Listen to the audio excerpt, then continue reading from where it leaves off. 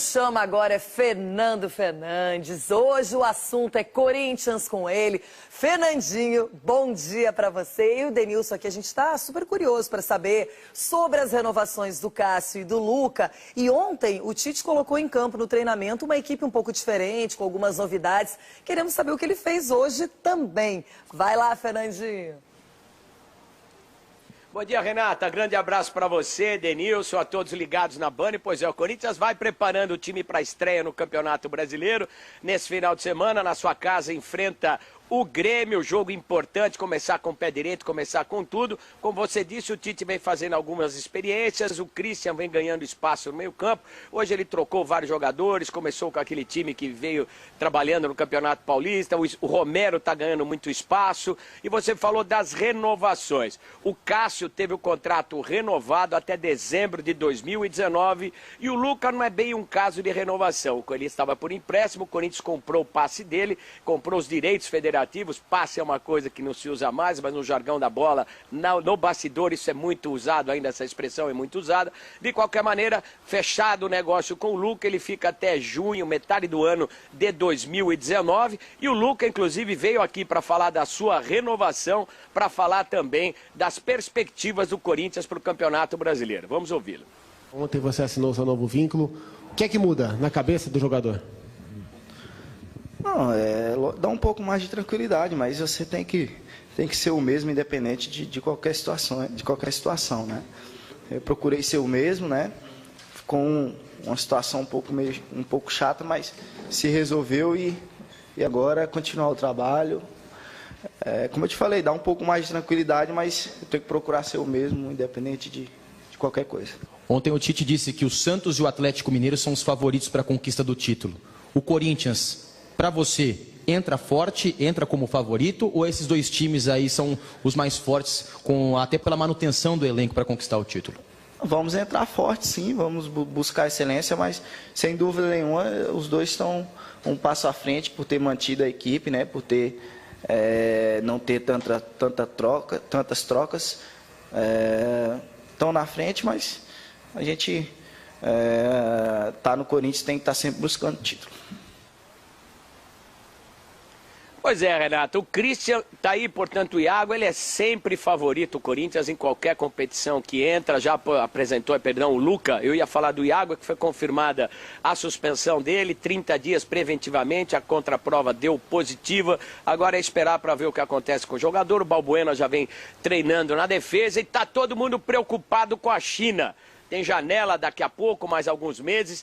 Todos falando aqui que o Elias pode ir embora. E eu queria deixar o seguinte registro, Renato. O Luca não está aqui falando com a gente, jogadores do Corinthians também, pelo menos nesse período, porque é uma determinação que eles vêm e só vão falar na coletiva para vir aqui, bater um papo, colocar uma escuta, para o torcedor ter um pouco mais de familiaridade, saber o que pensam os jogadores da equipe do Corinthians. Vai demorar um pouco, não sei porquê, mas essa é a posição de momento. Jogadores do Corinthians somente em entrevista coletiva, pelo menos nos dias de treinamento, essa restrição para conversar com a boleirada, tá bom, Renata?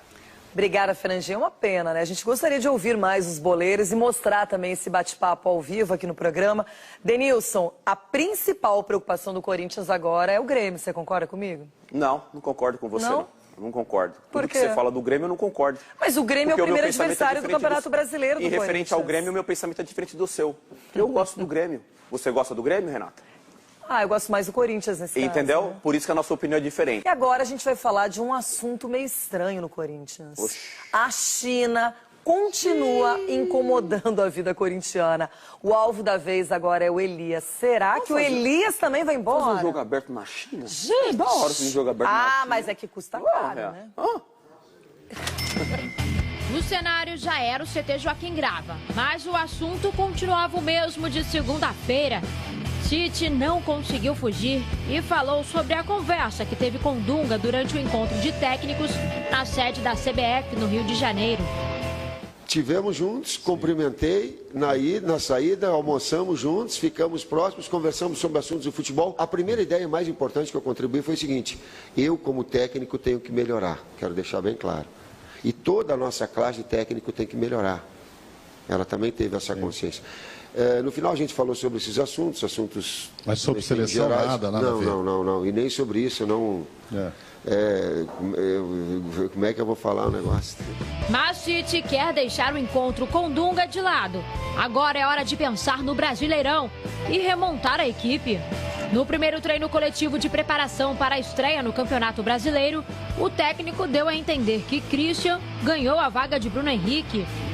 Michael, Guilherme e Marquinhos Gabriel também podem ter chance na partida contra o Grêmio no domingo. Balbuena deve substituir Iago. Flagrado no exame antidoping, o zagueiro está suspenso preventivamente por 30 dias.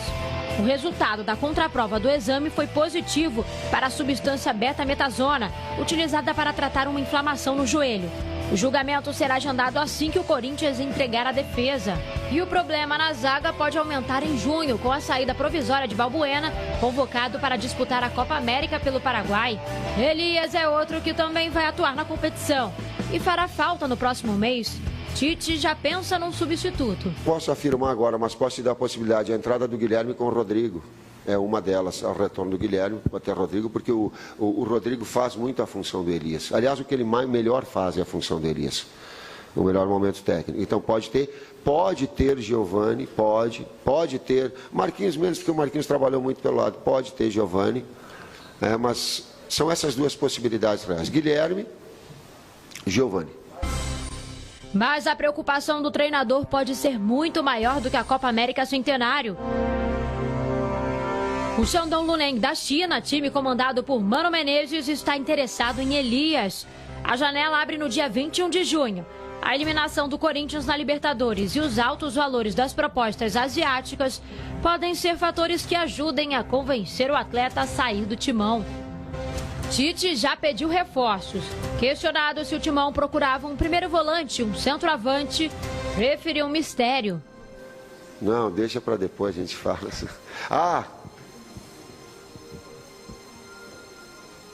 Não, espera aí, não sei. Por enquanto, as únicas novidades são o meio-campista Camacho e o atacante Bruno Paulo, do Audax, que ainda não foram anunciados oficialmente. Pelo menos 2 atletas do elenco atual estão mais do que garantidos. Depois de muita negociação com Criciúma e Cruzeiro, Lucas assinou contrato de 3 anos. O clube comprou 60% dos direitos econômicos do atacante. Seguir em frente aí que eu trabalho no time. Outro que também usou a caneta ontem foi Cássio. O goleiro renovou o contrato e agora fica no timão até dezembro de 2019. Feliz com o pessoal com todo o apoio e vamos trabalhar bastante aí, porque vocês vem muita coisa boa pela frente. Vai, Corinthians. Enquanto uns renovam, outros mal chegaram e já estão de saída. O meia Matheus Pereira foi para a Itália assinar contrato com a Juventus. O jovem formado nas categorias de base do Corinthians foi promovido ao elenco profissional do Timão no ano passado, mas teve poucas oportunidades, jogou apenas 3 vezes. A Juventus deve pagar mais de 10 milhões de reais pelo jogador. O Corinthians tem apenas 5% dos direitos do atleta e deve lucrar muito pouco com a venda do meio-campista. E vou dizer mais uma coisa. O quê? Se a China chegar com dinheiro, vai embora. Porque todos foram. Mas a China não chegou com dinheiro já? No Elias, ele não foi? Acho que a China chegou com um cala-boca para ele lá. Ele não foi, não.